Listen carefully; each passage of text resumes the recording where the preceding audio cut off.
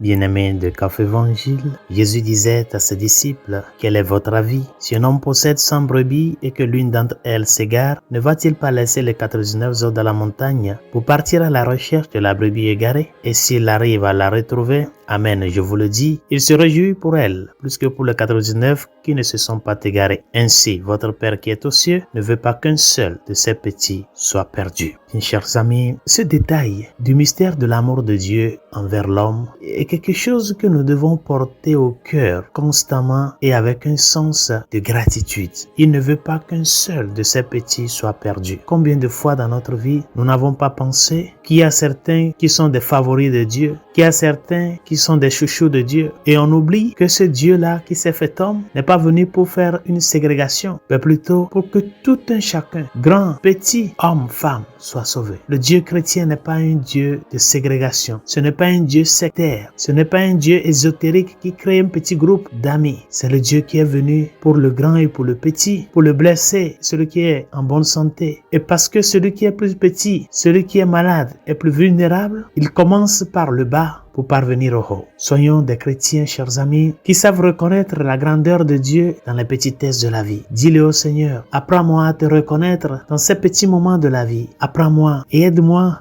à être reconnaissant pour cet amour-là dont je ne mérite pas, mais dont tu m'as comblé, à être reconnaissant. Parce que moi aussi, j'étais cet égaré-là, que tu es parti chercher, porter sur tes épaules jusqu'à toi. L'amour de Dieu, chers amis, est un amour incommensurable. C'est un amour qui a une largesse et une hauteur qui dépasse notre entendement. Cette joie pour le petit, cette joie pour le vulnérable, c'est à cela nous sommes tous appelés. Passer notre vie de tous les jours comme chrétiens dans une attitude d'allégresse. Il m'en a fait tant et il continue de le faire. Il en a fait tant pour ma famille, pour mes amis et il continue de le faire. Gloire à l'Emmanuel. Reconnaissons-nous par conséquent tout petit. Ou d'ailleurs, apprenons à nous faire petits pour que le Dieu qui vient à nous dans la petitesse puisse nous prendre par la main, nous conduire sur le chemin de la vie vers les bons pâturages qu'il nous a préparés. Bonne journée, Dieu vous bénisse.